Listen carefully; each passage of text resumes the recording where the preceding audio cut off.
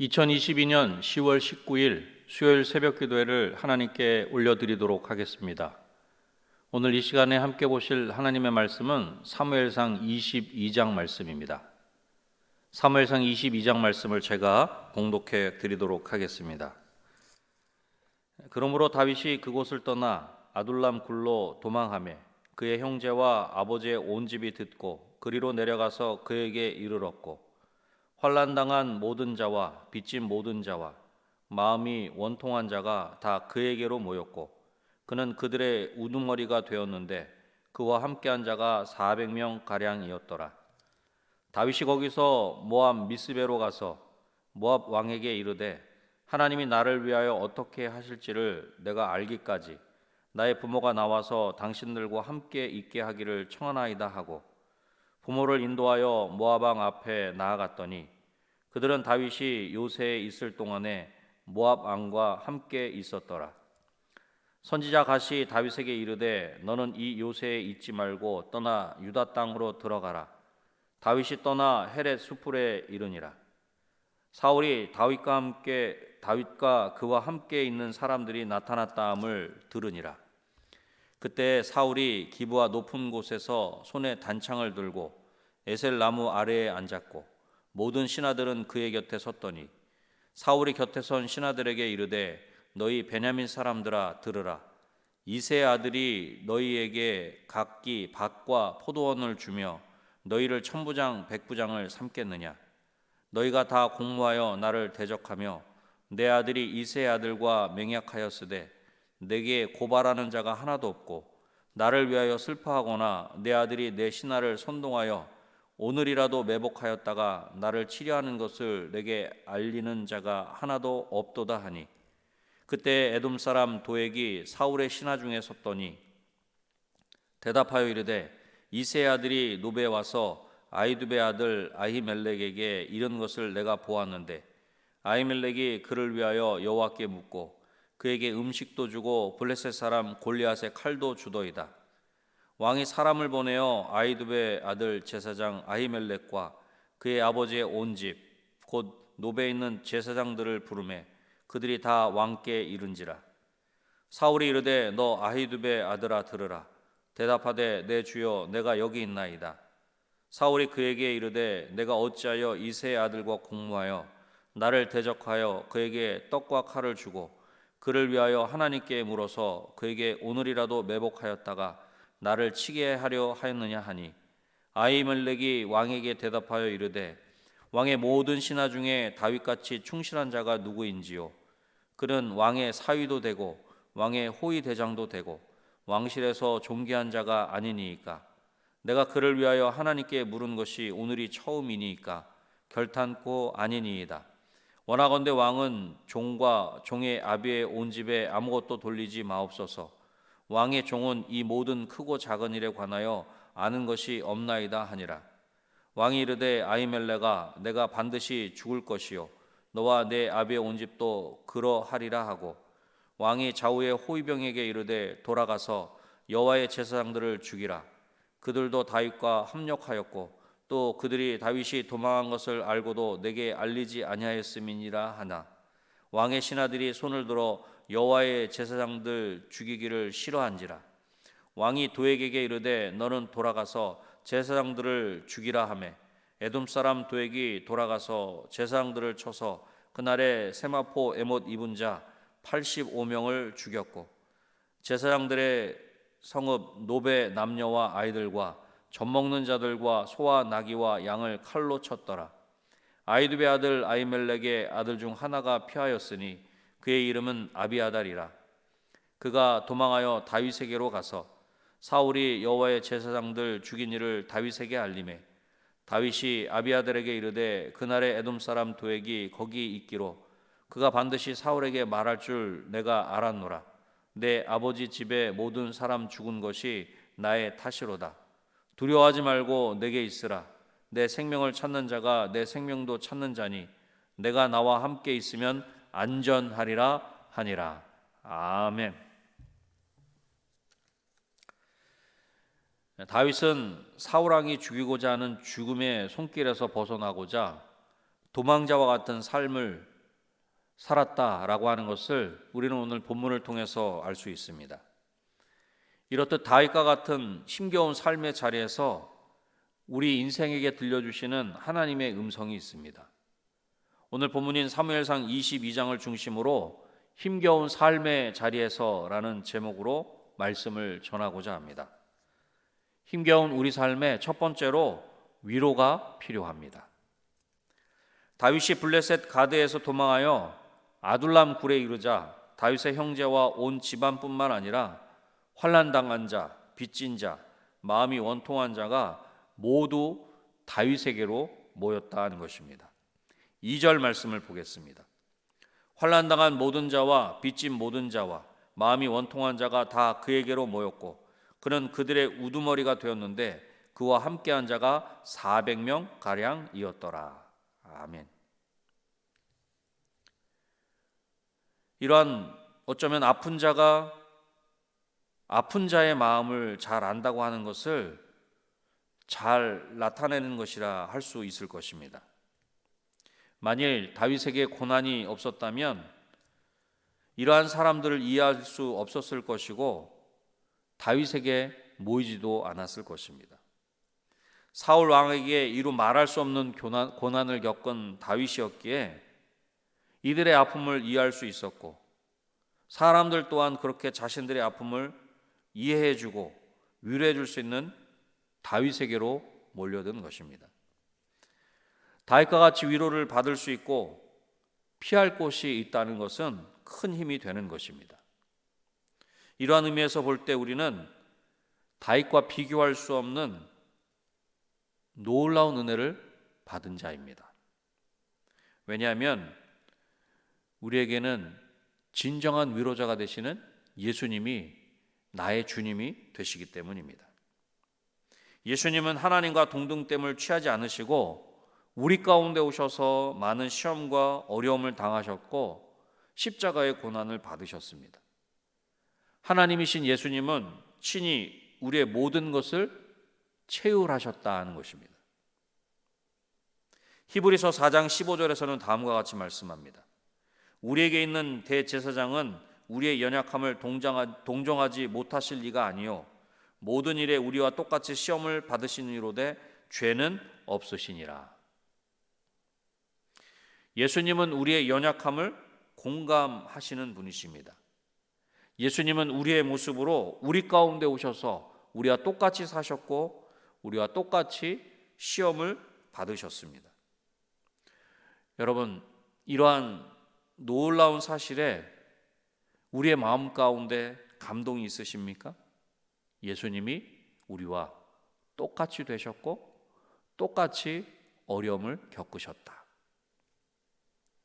환난을 당하며 빚지고 마음이 원통한 자들이 다윗이 있는 아둘람 굴로 모인 것처럼 그 상하고 찢긴 마음을 가지고 우리의 모든 것들을 체휼하신, 그래서 우리 인생의 진정한 위로자가 되시는 예수님께 나아가 진정한 위로를 받는 저와 여러분이 되시기를 주님의 이름으로 축원합니다.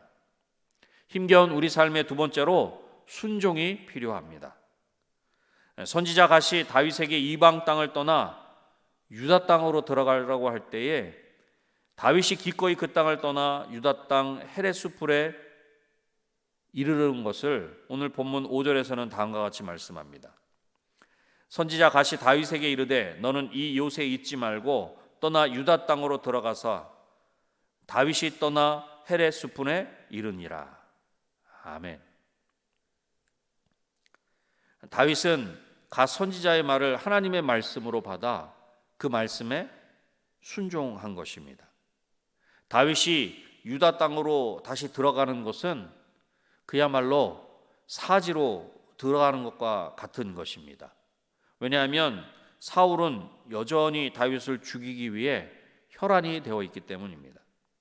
하지만 다윗은 선지자 갓의 말을 하나님의 말씀으로 듣고 순종하여 유다 땅으로 들어갔다라고 하는 것입니다. 그렇습니다. 신앙의 시작은 말씀에 순종하는 것으로부터 시작되는 것입니다. 비록 나에게 손해가 된다고 할지라도 하나님의 말씀에 순종하는 것이 진정한 신앙의 모습인 것입니다. 아브라함을 생각해 보십시오. 아브라함은 갈대아 우르를 떠나라고 하는 하나님의 말씀에 순종하여 너무나 익숙하고 어쩌면 편안한 그곳을 떠났다는 것입니다. 당시 아브라함이 살고 있는 사회는 시족 공동체 사회로 자신이 속한 공동체를 떠나 홀로 있다는 것은 안전에 대한 보장을 포기하는 것과 마찬가지입니다. 그럼에도 불구하고 아브라함은 하나님의 말씀에 순종하여 갈대아 우르를 떠나서 갈 바를 알지 못하고 나갔다라고 하는 것입니다. 그것뿐만이 아닙니다. 하나님이 백세 허락하신 아들 이삭을 번제로 드리라고 할 때도 아브라함은 순종하였다는 것입니다.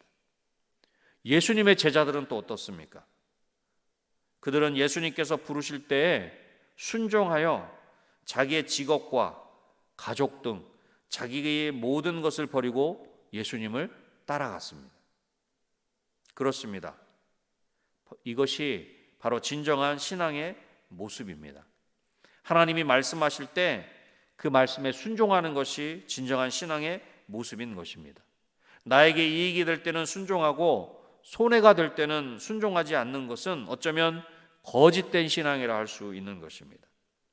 사랑하는 성도 여러분, 하나님께서 우리에게 말씀하실 때 순종하기를 주저하는 것이 아니라 하나님의 말씀에 순종하는 저와 여러분이 되시기를 소원합니다.